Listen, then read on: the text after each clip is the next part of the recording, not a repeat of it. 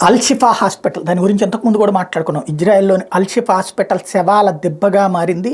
దాంట్లో హాస్పిటళ్ళు, స్కూళ్ళు, కాలేజీలు, యూనివర్సిటీలు వీటన్నిటినీ స్థావరాలుగా మార్చుకునేటటువంటి క్రతువుని వాళ్ళు అంగీకరించలేదు. దాని పర్యవసానం ఫేస్ చేస్తున్నారు అన్నటువంటి. ఇప్పుడు అల్-షిఫా హాస్పిటల్ దగ్గర నుంచి ఇజ్రాయెల్ సైన్యం పక్కెళ్ళిపోయింది. తను చేయాలనుకున్నది చేసింది. అక్కడే వాళ్ళ కమాండర్ని కూడా లేపేసింది.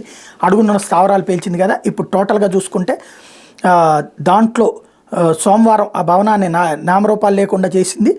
పరిసరాలను పలు భవంతులు కూడా కూల్చేసింది. ఓవరాల్గా చూసుకుంటే ఆ ప్రాంతంలో సుమారు 200 మంది మిలిటెంట్లని హతమార్చింది. హమాస్ కీలక నేతలు సహా 900 మంది మిలిటెంట్లను పట్టుకున్నారు.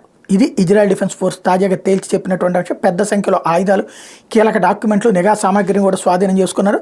దాడులు ప్రారంభమైన సమయంలో ఆసుపత్రిలో సుమారు 6000 మంది ఉన్నారని, వీళ్ళలో ఎక్కువ మంది తలదాచుకునేందుకు వచ్చిన సామాన్య పౌరులేనని ఇజ్రాయెల్ డిఫెన్స్ ఫోర్స్ చెప్పింది.